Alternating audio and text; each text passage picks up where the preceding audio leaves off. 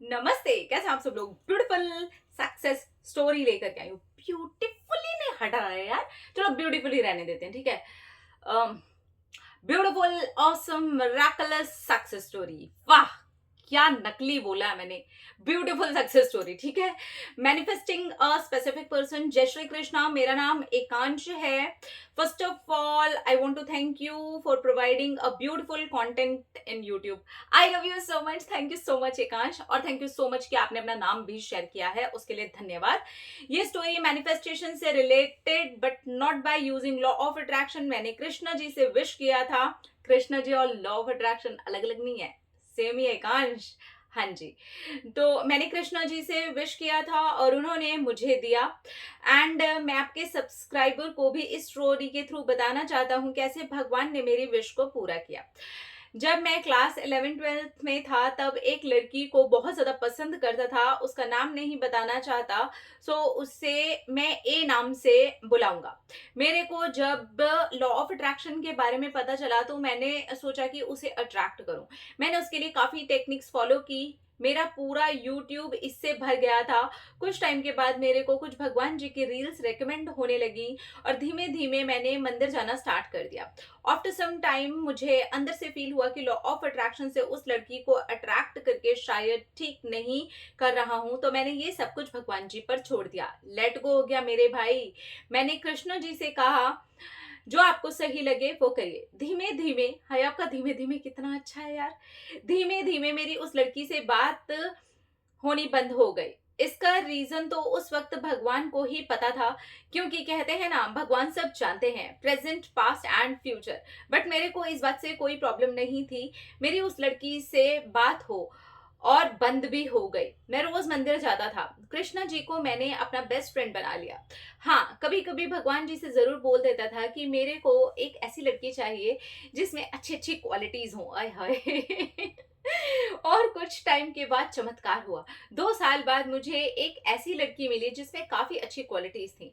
जब मैं सीए की प्रिपरेशन कर रहा था तब वो भी ऑनलाइन ही पढ़ रही थी। हम दोनों की ऑनलाइन बात स्टार्ट हो गई। हमने कभी एक दूसरे को देखा नहीं एंड स्लोली स्लोली हम एक दूसरे को जानने भी लगे।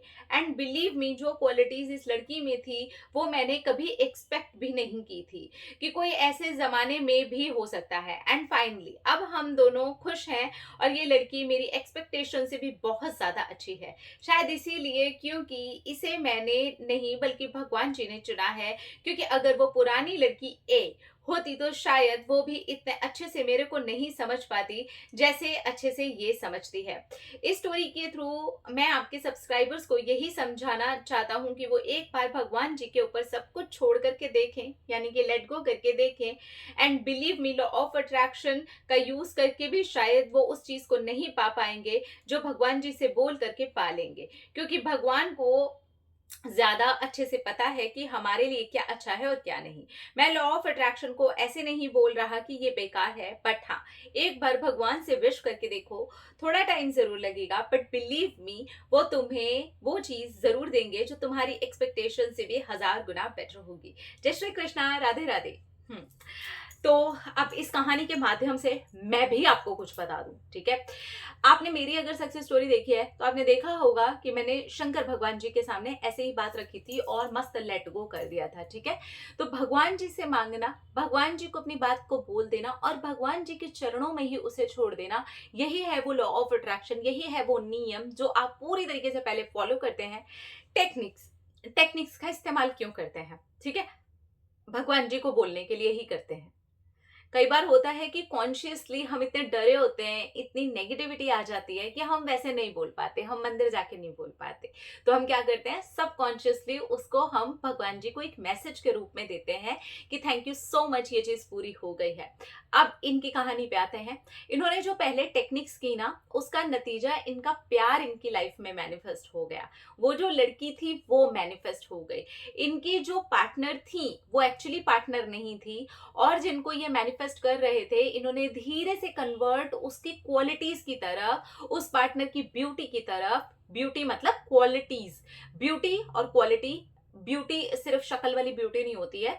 इंसान के अंदर किस तरीके की समझदारी है, इंसान किस तरीके का है, उसकी क्वालिटीज क्या है, वो भी ब्यूटी ही होती है। मेरे हिसाब से वो ज्यादा बड़ी ब्यूटी होती है, ठीक है।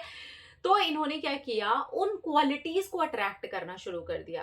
तो जैसे ही इन्होंने भगवान जी को बोला कि आपको जो ठीक लगे वो करिए, तो इन्होंने क्या किया, वहां से लेट गो किया और इनकी लाइफ में प्यार मैनिफेस्ट हो गया। तो इसको हम कहेंगे लव मैनिफेस्टेशन की कहानी। ये स्पेसिफिक पर्सन मैनिफेस्टेशन की कहानी नहीं है, ये स्पेसिफिक क्वालिटीज के साथ में लव मैनिफेस्टेशन की कहानी है, ठीक है। तो अगर आप भी प्यार अट्रैक्ट कर रहे हैं तो प्यार अट्रैक्ट कीजिए। अब आप मंदिर जाकर के अट्रैक्ट कीजिए या लॉ ऑफ अट्रैक्शन फॉलो करते हुए अट्रैक्ट कीजिए, क्योंकि लॉ ऑफ अट्रैक्शन और मंदिर और पूजा और भगवान कुछ भी अलग नहीं है।